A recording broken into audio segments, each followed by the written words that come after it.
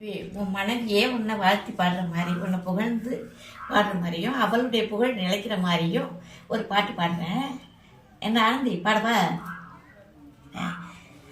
அன்று ஏனோ நல்ல தேன் கலந்து இங்கு நான் கொடுத்தேன் இந்த நல்விருந்து, இந்த மன்னனை தேடிய பாவை ஒரு மாடி வீட்டு ஏழை, அறுசுவை அண்ணம் அரண்மனை வாசம் நீ இல்லை என்றால் யார் கேட்டது, ஒரு பிடி சோறும் ஒரு முழ ஆடை உன் கைகள் தந்தால் பொன் போன்றது, அன்பு ஏனோ நல்ல தேன் கலந்து இங்கு நான் கொடுத்தேன் இந்த நல்விருந்து.